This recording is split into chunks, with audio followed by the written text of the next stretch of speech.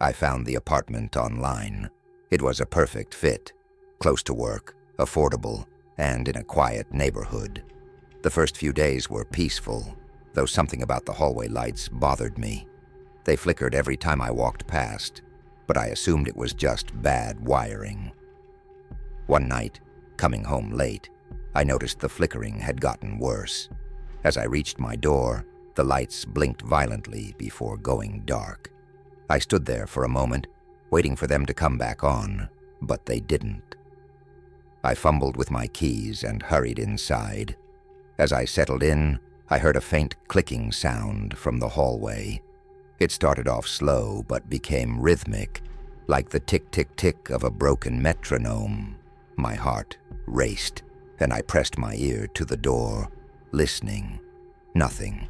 I opened the door cautiously, expecting to see a neighbor messing with the lights, but the hallway was empty. The lights flickered again, casting erratic shadows. Days passed, and the weirdness escalated.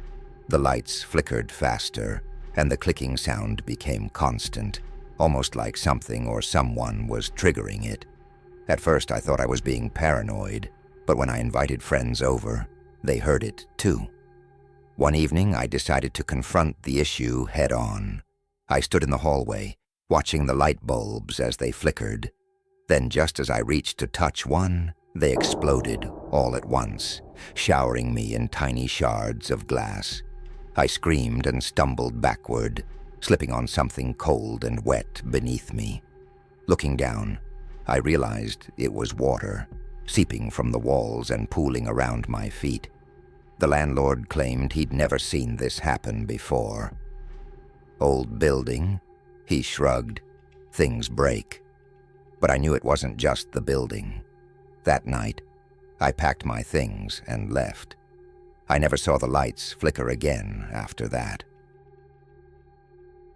After months of searching, my wife and I finally rented a small cottage in the woods, far enough from the city to feel peaceful. It was perfect, except for one thing. The guest room was always freezing. No matter how high we set the heat, that room never warmed up. At first we joked about it, calling it the icebox, but it became unsettling when we realized the cold had started creeping into the rest of the house. We avoided going into that room.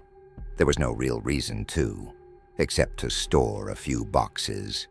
But every time I walked past, I felt a chill run down my spine, like the temperature was sucking warmth from the rest of the house.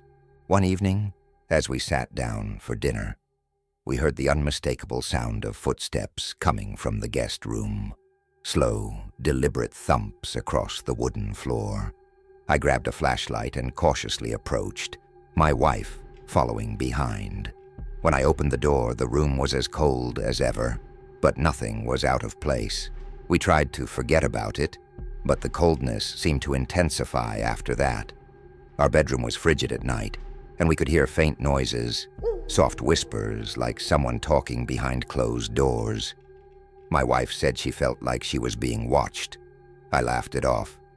But deep down, I felt it too. One night, we woke to a loud crash.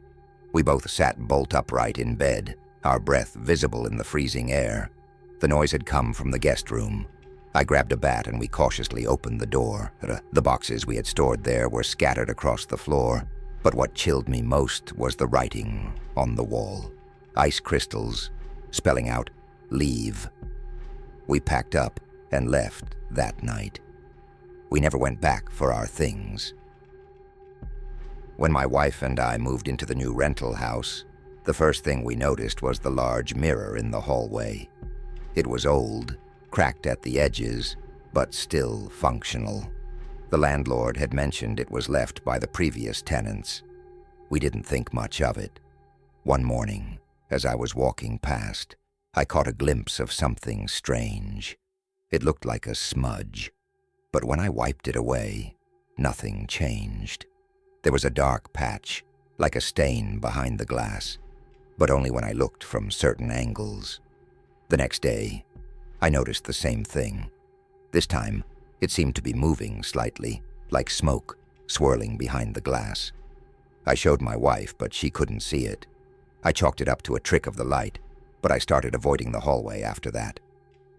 A week later, I was walking past the mirror when I saw something unmistakable. A figure, blurry and indistinct, stood just beyond my reflection, as though trapped behind the glass. I froze, staring at the mirror in disbelief. But when I turned to look behind me, there was nothing there. I turned back to the mirror, still nothing. My heart raced. My wife still couldn't see anything unusual, but I could feel the presence now. It was subtle at first, cold drafts, the sensation of being watched, but it grew stronger each day. I decided to cover the mirror with a sheet. The next morning, the sheet was on the floor, and the mirror was cracked even more.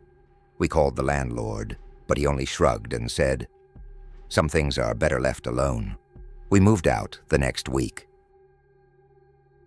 The first time I rented a house on my own, I thought it was going to be an adventure. It was a small place, old but cozy, and perfect for one person. The landlord warned me about the locked closet in the bedroom, saying it was sealed shut for safety reasons. I didn't think much of it at the time, but curiosity got the better of me after a few weeks. One night, I was lying in bed when I heard a faint scratching sound. At first, I thought it was coming from outside, but then I realized it was coming from the closet. The door was shaking, ever so slightly. My first thought was that something was trapped inside, maybe an animal. I grabbed a flashlight and tried to open the door, but it wouldn't budge. The scratching stopped the moment I touched the handle. Over the next few nights, the sounds became more frequent. Scratches, knocks, even soft, almost inaudible whispers. I was convinced something was trying to get out. I called the landlord again, but he insisted the closet was empty and that it was just the house settling. Frustrated, I bought tools to pry the door open. I stood there, ready to finally see what was behind the door, but just as I inserted the screwdriver into the lock, the noises stopped. The house fell silent, and a cold breeze washed over me. I put the tools down and never tried again. Whatever was in that closet, it didn't want me to open the door. When I first saw the online ad for the apartment, it seemed like an incredible deal. The rent was shockingly low for the city, especially considering how spacious it looked in the pictures. I called immediately, and the landlord offered to show me the place that same afternoon. Eager to move out of my cramped space, I agreed. The building was old, its exterior worn with age and neglect, but I brushed it off. The landlord, an elderly man with a stooped posture and a face that seemed to carry decades of secrets, greeted me at the door. His voice was gravelly, barely more than a whisper. He didn't say much, just motioned for me to follow him upstairs. Inside, the apartment was eerily silent. There was a strange emptiness to it, despite being fully furnished. The air felt thick, almost suffocating, and I had the odd sensation of being watched. I shrugged it off, assuming it was just my nerves from moving to a new place. After all, I was alone in a big city now. New places always felt a little off at first. Right? I signed the lease that same day. The old man barely glanced at the paperwork, handing over the keys without a word. Something in his eyes lingered on me as I left, a silent warning that I didn't understand. At the time, I chalked it up to his age. The first night was uneventful. The apartment was quiet. Too quiet, almost unnaturally so. Even the usual noises from outside, traffic, people walking by, seemed muted. I lay in bed, staring at the ceiling, trying to shake the feeling that something was off. Eventually, exhaustion pulled me into sleep. The next night, however, was different. I was lying in bed, reading, when I heard it.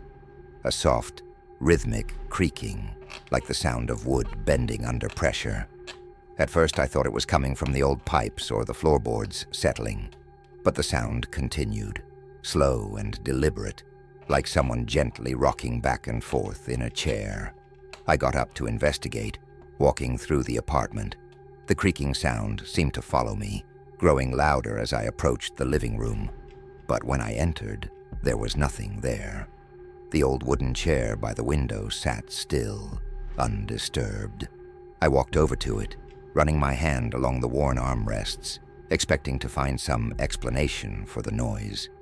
But the moment I touched it, the creaking stopped, leaving the apartment in a silence so deep, it felt like the air was pressing in on me. I told myself it was just an old building, making old building noises, but a chill ran down my spine that I couldn't ignore. Something about the silence felt wrong, oppressive even. I went back to bed, trying to convince myself I was just being paranoid. But the creaking continued every night after that, always in the living room, always in that same slow, steady rhythm. It didn't matter if I stayed up late or went to bed early, it would start at the same time, a quiet reminder that I wasn't alone. Each time, when I entered the living room, the noise would stop. It was as if whatever was making the noise knew I was coming, playing a sick game. One night, I decided to wait. I sat in my room, lights off, listening as the creaking began, louder this time, more insistent. My heart pounded in my chest as I crept down the hallway, avoiding the creaky spots in the floor. The sound was coming from the chair again, louder than before, almost like someone was rocking back and forth frantically now. I peered into the living room, barely breathing. The chair was moving. I swear I saw it, rocking back and forth on its own, the wood groaning under the weight of something invisible. And then, just as quickly, it stopped. I slammed the light switch on, flooding the room with brightness, but everything was still. The chair sat motionless by the window, exactly as it always had been. No sign of movement, no explanation. I stood there, staring at it, my skin crawling.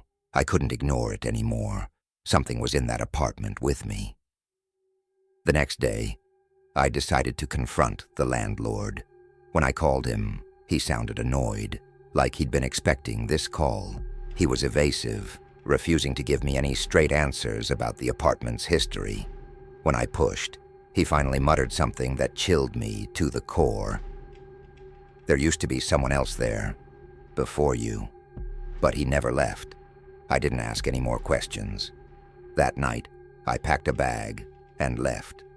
I didn't care about the deposit or the lease. I couldn't stay in that place another night. Whatever was in that apartment, it didn't want to share. My friends and I were thrilled to rent a cabin in the mountains for a weekend getaway.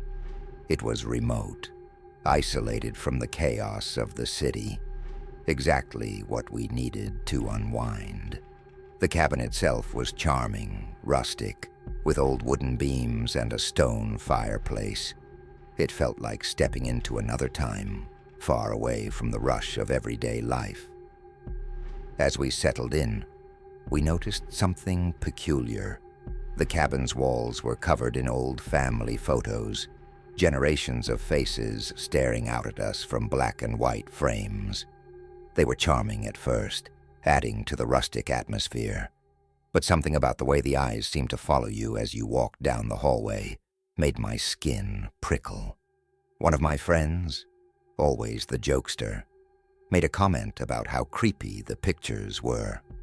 We laughed it off, but there was an unspoken agreement between us that something about those photos felt off. We decided to ignore it and enjoy our weekend. The first night passed without incident. We played board games, cooked dinner, and sat by the fire, listening to the wind howl outside. It was peaceful, almost too peaceful, but none of us said anything. The next morning, as we were making breakfast, one of my friends pointed out something strange. One of the photos in the hallway was missing. The frame was still there, but the image inside was gone, replaced by a blank piece of paper. We all stood there, staring at it, trying to figure out if maybe we had just missed it before. But no one could remember seeing a blank photo the night before. We brushed it off, joking that maybe it had just faded over time. But as the day went on, more photos started disappearing. By evening, nearly half the frames on the wall were empty. The faces of the families who had once lived in the cabin were vanishing one by one. That night, things took a turn for the worse. We were sitting by the fire when we heard a loud crash from the hallway. We rushed over, only to find all the remaining photos lying on the floor, their frames shattered. The pictures, however, were gone. Every single one had vanished. The air in the cabin felt different after that, heavier, colder. We tried to stay calm, but the sense of unease grew with each passing hour. None of us could sleep, so we sat in the living room, waiting for morning. Around midnight, the door to one of the bedrooms slammed shut on its own. We jumped, hearts pounding, but no one dared to investigate. The next morning, we packed up and left. None of us spoke much on the drive home, but we all felt the same. Something in that cabin didn't want us there. To this day, I don't know what happened to those photos, but I'm certain they weren't just disappearing. It felt like something, or someone, was erasing them, wiping away the memories of the people who had lived there before us.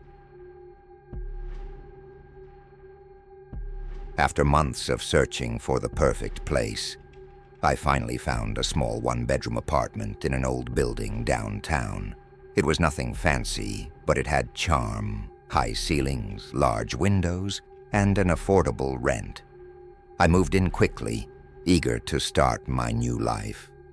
The building was old, but I didn't mind. The creaks and groans of the wooden floorboards seemed to add character. The first night, as I lay in bed, I heard something strange. It was faint at first, a soft shuffle, like someone moving around in the hallway outside my apartment. I brushed it off, thinking it was just a neighbor. The walls were thin, after all. But as the night wore on, the sounds grew louder. Footsteps, slow and deliberate, pacing back and forth just outside my door. I got out of bed and crept to the door, pressing my ear against it. The footsteps stopped abruptly. I opened the door, expecting to see someone in the hallway, but it was empty.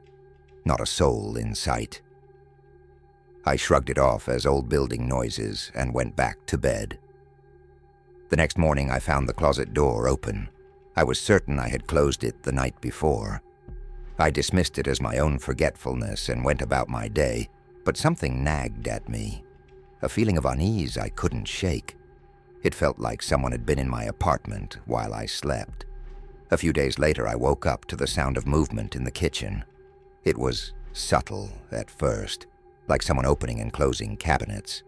I stayed in bed, listening, my pulse quickening. The noise continued, soft, careful movements, like someone was deliberately trying not to wake me. I gathered my courage and went to investigate, but when I reached the kitchen, it was empty. The cabinets were closed, the lights off. Everything looked exactly as I had left it before going to bed. But then I noticed something strange. A glass was sitting on the counter. I hadn't taken it out. The next night, I woke up to the sound of breathing. Heavy, labored breathing, coming from the foot of my bed. I froze, heart racing as the sound grew louder, closer. I was too afraid to move, too terrified to open my eyes and see what was there. For what felt like an eternity, I lay there, listening to the sound of someone, no, something, standing right next to me, breathing heavily. When the sound finally stopped, I bolted out of bed, grabbed my keys, and ran out of the apartment. I didn't go back until the next day, and even then I couldn't shake the feeling that I wasn't alone. Something was living in that apartment with me, something I couldn't see. The final straw came when I found the extra toothbrush. It was sitting in the bathroom cup next to mine, wet, like someone had just used it. I lived alone. I stared at it, my mind racing. That night I packed my bags and left the apartment for good. I never went back to collect my things. Whatever was living in that apartment was still there, waiting.